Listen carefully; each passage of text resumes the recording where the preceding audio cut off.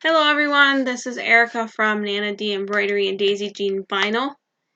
So today I wanted to demonstrate the first steps of making a decal. The first steps are going to be in your Silhouette Studio. So what I did was I am making a decal for my daughter whose friend passed away in a car accident a couple years ago.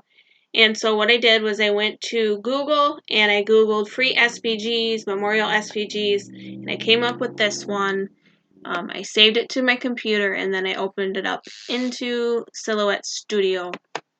So the first thing that I want to do is to trace it because I want to use this.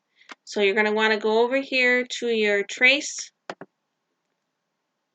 option, your trace panel option. Looks like a little butterfly. Go select trace area. You take your crosshairs and you highlight the entire thing. Now it's a little, I don't know if you can see it or not. Let me see if I can zoom in and kind of show you, but it's a little, the edges are not quite sharp the way that I want them to be. So I'm going to go over here to threshold. I'm going to up that slightly till it gets to be, yeah, that looks pretty good to me. Okay, and then I'm going to go down to trace. Give it a second. Once that disappears, you should see red lines. Let me zoom in again. You should see red lines around your design, and that tells you that it traced it. Okay, so then you're going to remove the SVG or the JPEG or whatever it is that you've used, and you should be left with what it traced. Okay, so I'm going to, obviously I want to change the name and the dates because those are incorrect, so I'm going to highlight the entire thing. You can also just click on it. Right click, and we're going to release compound path. Now you can see that everything has been separated. So I'm going to highlight just name here and the years because those are wrong. I'm going to right click that and we're going to cut it. So it's gone. So then I'm going to go over here to my text option on the left hand side. I'm going to click where I want his name to be and I will type that in. Oops, excuse me. Okay. Then I'm going to click on it and I'm going to go over to the text style panel or on my option, which is on the right hand side. And this is the text that I want to use. So if you can see, it's changed it, but it's not quite the size I want it to be. So I'm going to go up here and you can type in the size that you want it to be. There are preset options as well if you don't want to type it in or you want to try something different. Now don't worry about the fact that it's not centered because in a moment I'm going to show you how to center it. So the next step I'm going to do again is select my text on the left hand side, put my cursor here, put the years in, then I'm gonna click outside of that text box, click on it. If you go up into recently used, you should be able to find whatever one that you just used. Now, the majority of the ones that I have on mine of the text options or the font options are ones that I've downloaded. I will do a video to show you how to do that at some point so you can figure out how to get different fonts into your Silhouette Studio. But this happens to be one that actually already comes with a Silhouette Studio, and I liked it, so that's the one I decided to use. Okay, so now that I've got both of them at 100 where I want them to be, I'm going to go up here and I'm going to select everything that hasn't been, grouped back together. I'm going to right click and then I'm going to group that. So as you can see, all those lines are gone. That means it's all one thing. So then now that you've already got this selected, you're going to hold your shift button, select the name, select the year. Then we're going to go up to object. We're going to go to align and I'm going to center it. That means that everything is all centered together. Okay, that looks good to me. So I'm going to go ahead and select everything. I'm going to right click it again and group it. Now that you have it all selected, if you want to change the color on it, that's fine. You don't have to. But just for purposes of showing you how to do it, I'm going to make it all black. Okay, I'm going to zoom in because I want to show you something. What I want to show you is the fact that everything is black. Okay, don't worry about that.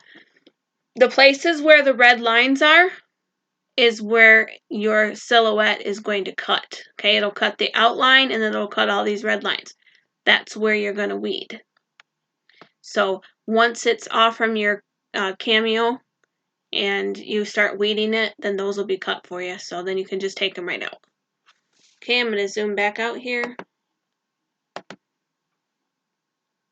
Okay, so I want to resize it. That's not the size that I want it to be. So for width, you go up here to the top. And I'm going to do, I think, a 8 for the width. And we're going to do a 7 for the height. And then once you get those put in there, you just press your enter and it'll change your size. Oh, you know what? Hold on, let me do a 6 because I don't like the way that looks there. So you just play around with it until you see what you like. Okay? So then I'm going to put it up here in the left-hand corner because that's what I always do so that I can save all of this here for a different project. So once I get it off, you'll see in the next video that I'll cut around this and then I'll have all this for a different project. Okay, so once you get all of everything the way that you want it to be, you go to your Send tab. Make sure that you have the right materials selected up here so that you're not cutting it with the wrong settings. And then you're going to want to click on your over here and then on the left hand side, and you're going to want to click cut to make sure that everything is cut and not cut edge. As you could see before, these were a little bit darker. That meant that it was cut edge. So if it's cut edge, that's all it's going to cut is around the edge. It won't cut the circles inside the numbers and letters and etc. Okay, so you want to make sure that it is all set to cut. Okay, the next thing I wanted to show you is I actually have different settings for vinyl, for glossy. None of the settings that have come with the silhouette, besides the settings for the glitter for HTV, have worked for me. I was very frustrated and just had all kinds of trouble cutting, so I messed around with it until I figured out what worked well for me, and what worked well for me was a blade of 3, a force of 8, speed of 6 with 2 passes. And also the other thing that's important is before you cut it out, if you're going to cut intricate things, make sure you click your overcut selection right here. Reason for that is because if you click the overcut selection, rather than dragging the blade around like your circles or your little intricate places, like if it was going to come up here to this right here and then go around the corner, rather than dragging itself and picking up your vinyl along with it, it will actually pick itself up and set itself back down. Now, in the next video, when we go to cut, I will show you what I mean. I will show you when it's doing it so you'll understand. Okay, so now that you have all of your settings set the way that you want them, you have cut, set, sorry. Then you want to just go ahead and go to the Send panel. Make sure before you do that you have your